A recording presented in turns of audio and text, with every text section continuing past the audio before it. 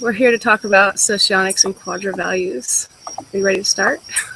Really? I thought we were here to talk about the lemon poppy seed muffins. No, only if you are a SI valuer, which you aren't, so sorry for your luck. So, what is a quadra in socionics? So a quadra is a superordinate type that is the basis of the way I see socionics.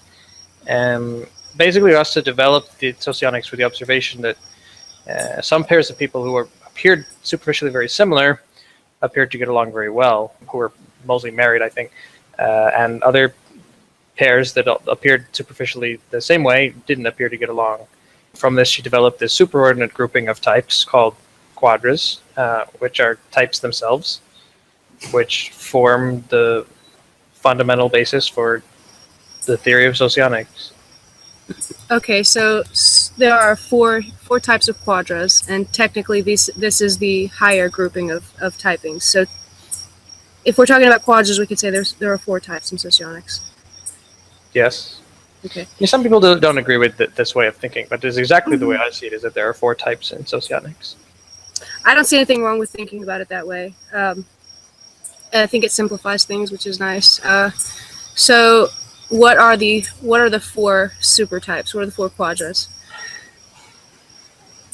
What are they called? There are Yes. several naming systems. The most common naming system is alpha, beta, gamma, and delta, the first four letters of the Greek alphabet.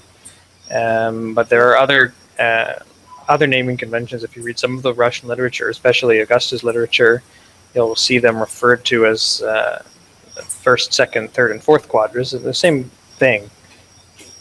All right. So, yeah, I've actually seen that in some of her writings, which I didn't understand the first time I saw it. But It's just terminology. So alpha is the first, beta is the second, gamma is the third, and delta is the fourth, right? Yes. Okay. A quadra are four types that value the same elements, right? And for alpha, it's Ne, Ti, Si, and Fe. Yes. But specifically blocked together, Ne and Ti. Sure. Mathematically speaking, you can view it in several ways, right? The simplest way of thinking about it is that there are two dyads, and a combination of these two dyads determines quadra. That is to say that there is as a person, you either value Si and Ne, or you value the converse, extroverted sensation and introverted intuition, and not both. And given this dyad, you fall on one side of this dyad, and then you fall on one side or the other of the rational dyad, and taking together these scales, if you will, determine quadra. Okay, so the scale, the alpha scale is... No, there's not alpha scale, right? Alpha is a combination of two scales, a linear combination of two scales. Okay. A linear combination of two scales. What are these two scales again? Right, it's whether or not you value introverted sensation or extroverted sensation, and also whether or not you value introverted logic or extroverted logic. All right. I only say one side of the scale for simplicity, right? But the dyads go together. Yeah. The valued elements go together. Yes, and there are always two value elements that come together, and for Ne, that is always Si, right? Yes. What are the valued elements in alpha? They're Ne and Ti. And Si and Fe. To value Ne and Ti, that means you do not value Fi and Se together, and you do not value Te and Ni together. So that creates a certain flavor for those types. Let's discuss. Well, sure, but you also don't value any other combination of elements together. Yeah. I mean, those combinations are opposite, but I mean, I don't know. I guess there's an open question. Some people argue about how blocking works. Yeah. If you're an alpha type, right, then you block. Additionally, you block Ni and Te together somehow as unvalued things. Yeah. And well, I'm not.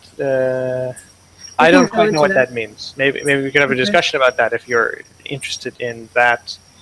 I think of hypotheses, but I'm not really sure what it means. Oh, okay. I Yeah, mean, right. I don't So if a know. person values NE and TI, and then they also value SI and FE, that means there are the other 6 combinations of blocked elements together that they don't value, not just the Yes. ones in the opposing quadra. But they do block together the alphas, specifically the ILE, SEI, ESC, and LII. They block together FI and SE as unvalued. So do you think that that creates? Well, they have conflicting quadras, right? Yeah. So what does that even mean? Do they specifically not like those things together in the other quadra? Is that why they don't get along? No, I don't think that there's any meaning to blocking, in particular the superego elements, and indeed that the thing that you can see, this is a division that emphasizes. This is, of course, related to the way I see Model A very closely. There's basically alpha is the superordinate subdivision, right? There's the quadra, and then how do you subdivide the quadra? You could divide the quadra into the 4 constituent types. You can also divide the quadra in 3 other ways. You can have alpha extrovert and alpha introvert, the alpha NT and the alpha SF, and then the alpha rational and the alpha irrational. And the one of these 3 ways of subdividing, the one that generally is in my thinking the least is actually the division into dual pairs.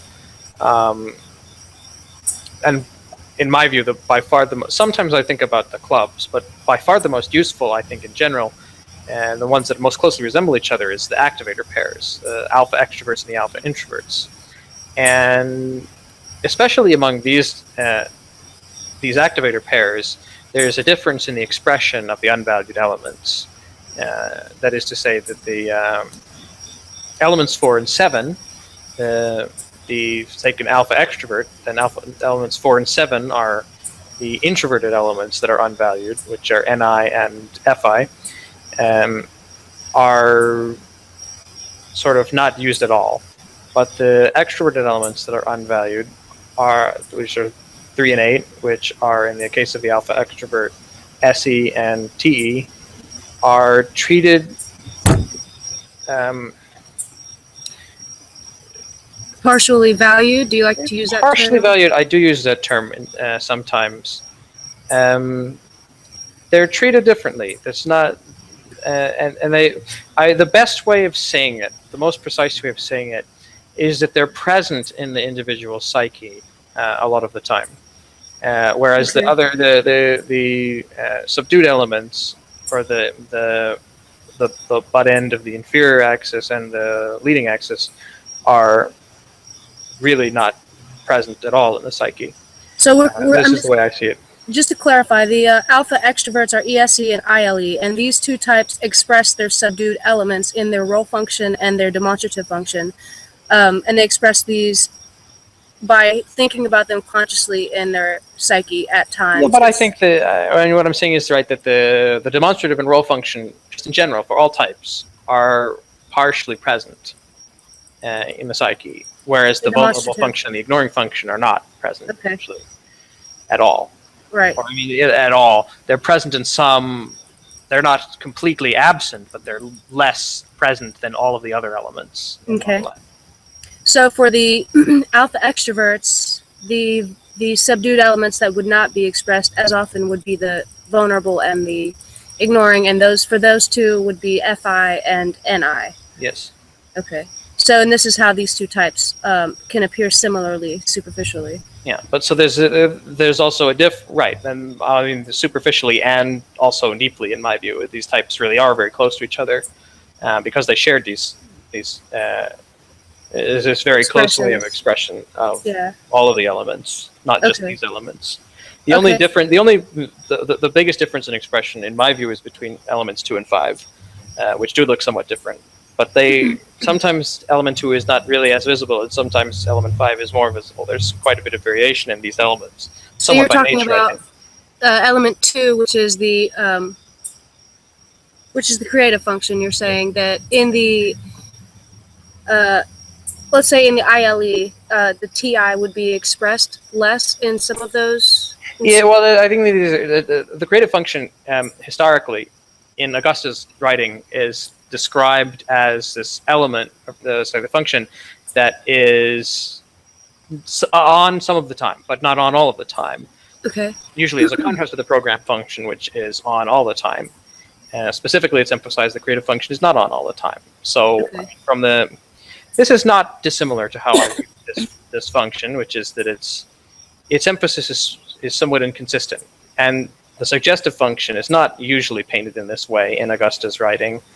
Augusta's writing, I think, doesn't treat the suggestive function in all of its glory, so to speak. But if you've read a lot of the writing I have to write about it and what the suggestive function does, I see the suggestive function as quite important to the individual. And as a facet of that importance, it has quite a wide range of expressions that usually have to do with the level of awareness the individual is able to use to tap into that area. Right, so again, it gets back to Augusta basically believed duality was magic, or at least believed that for long enough to write about it in Socionics very ardently. And her view of the way to tap into the suggestive function is essentially to get into a dual relationship and marry your dual, or something of the sort. What you say is that function can actually be leveled up, like slowly on your own, basically. Yeah, but Yeah. I mean, of course it can be leveled up, right? Yeah, that's how I see it. Yeah. That to me, that's common sense. Is that Socionics is a model essentially, and that being restricted. So some people see it as restrictive. It's not a restrictive model more than a descriptive model. What I think really is this: is that Socionics describes the suggestive function as a deep weakness which, in Augusta's formulation, is healed by this magical thing called duality. But when something is a weakness, it tends to occupy a lot of conscious attention, and But you can people have ways of dealing with this. There are some people that would say that there's a way of expressing your suggestive in a neuroticism, whereas you're not so aware of it, and then there's a way that you can, let's say you do become more aware of it and it's less neurotic. What is the difference between these modes of expression? I would say one might have more experience. The neurotic suggestive function might require other people to be constantly using this around them. Do you think that then it is necessary for other people to be using, let's say other people were using, whatever this means, the suggestive function around an individual, and this is a highly abstract situation, but is that something that would cause a neurotic response? I think that the effect would be that the person is able to draw upon their own experiences and try to apply this function. Well, I don't know that it does. I mean, it makes sense. I'm just not sure I agree with it. Okay. The way I see it is more like this, which is that the suggestive function is a weakness, and it carries all of the connotations of being a weakness, which is to say there's a neurotic response, and there's an enlightenment response, which eventually sort of tries to do what you're saying and calls upon all of the relevant experience. But the enlightened response is certainly not all the time, because people are not enlightened all the time about things in general. Needless to say, not focusing specifically on the suggestive function. This is just sort of a proxy for talking about this issue, because it's a weakness that's usually at the forefront, or sometimes not at the forefront indeed. But I would say that in either case, the sides of this function, which are, there's a neurotic response, there's also a deep lack of awareness of the appropriateness of the response, and this attention to the response that you have, because it's a weakness and because you focus conscious attention to improving it in some sense that leads to an enlightened response. All of these responses all coexist, and they're not neatly differentiable from each other, I think. You know, in the context of an individual, you can imagine that first of all, some people are more well-adjusted than others. End of sentence. Some people simply are more able to deal with the variety of situations and adapt to them that they experience in their lives. But at the same time, you can understand in an individual, right? An individual who appears to be adaptive in one moment could later say that they have experiencing a very great deal of inner distress for some reason that isn't obvious outwardly, or that, I mean, not everyone has the same problems, and they deal with these problems in ways that are not always the same, and the parts of these problems that occupy their conscious thoughts are not always the same, and they may be able to handle the problems in ways that appear very graceful, but in other ways aren't very graceful because there's something else that they're not keeping in mind. Okay. So the reaction, let's say this type is a certain way, can come out of that slightly and be more enlightened and think more thoroughly in ways that are not necessarily natural, but in general the person acts in line with their expression. You're saying that in general the most common mode of expression is lack of awareness? Well, for the suggestive, I would endorse that comment, is that the most common mode of expression for the suggestive function is unawareness. But I wouldn't say that's true for the mobilizing, for instance, where some people are indeed not very aware of their mobilizing function. But I think that it's much easier to have the mobilizing function as something very present in their conscious thinking than for the suggestive function, which is much more deeply embedded. But both functions, technically, both functions are weakness, though. Is that correct? I think it's a matter of semantics in some sense, because what you're saying is consistent with Augusta's model, yes. As you might know, I think that Augusta, the main thing that does not at all match what I think in Augusta's model is the vulnerable function, the character of the vulnerable function, which is, as you know from our previous discussions, she sees it as a weak spot, it's a source spot, also a weak spot, and I see it as not a source spot at all, it's a blind spot. The function that is closely related to the vulnerable function is, in fact, the mobilizing function, which is reflects the same dimension as the vulnerable function. I think Augusta's writing sorry? The mobilizing function reflects the same dimension. The same dimension, yeah, the same domain, right? So in the case of the LSE, then they're both about intuition. They're just the different flavors of intuition, right? The mobilizing function is a little bit awkward in the way that Augusta formulates it. Where for one thing, it's very clear that the mobilizing function is more conscious than the suggestive function. And this is true of Augusta's descriptions about it as well. But yes, indeed, she says that this is a super id function, and this is a weak function by extension. I can see what she's talking about, particularly as it relates to the character of the mobilizing function. You can see it in some people, especially in teenagers. Not to pick on teenagers, but especially in teenagers, you can see that. I think it's often in the adolescence that is the formative years where people become more aware, this is this is like level 2, and then sometime later you'll get to level 10 and you'll sort of unlock all the secrets to enlightenment or something like that. But first you have to get to level 2, and it's a lot easier for people to get to level 2 than it is for them to achieve Nibbana and become Arant and whatever that is, assuming that even means anything. So look, in the alpha, the mobilizing is the FE function, in the ILE, the mobilizing is FE, right? Yeah. Okay, and the vulnerable is FI. For the ESE, the mobilizing is NE. Intuition, yeah. SEI. The question, I don't know what you're saying. What are the mobilizing functions for these various types? Yes. Yes. The question you asked is a mobilizing function a weak function? In my view, that's not a very helpful characterization. Okay.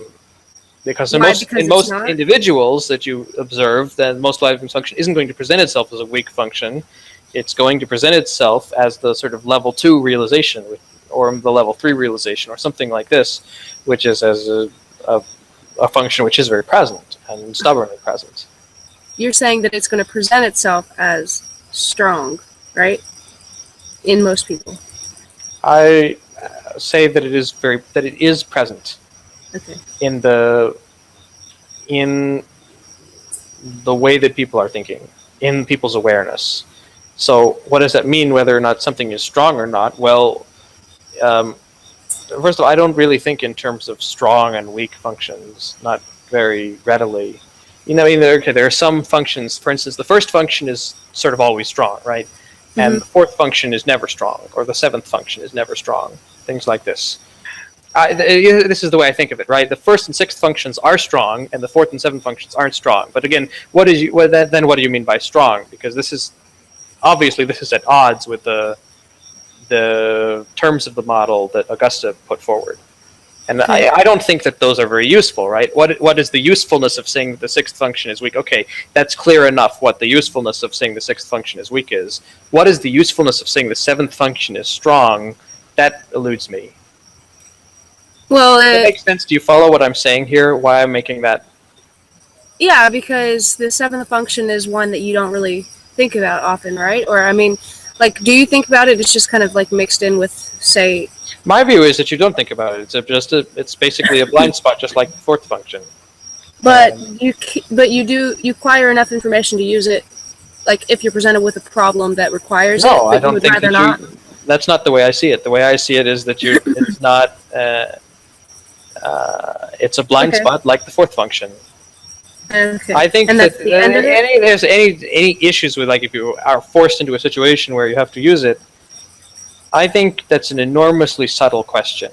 Okay, let's look at it's not. I don't think it's really worth thinking about the seventh function in that way. The eighth function is different, but okay.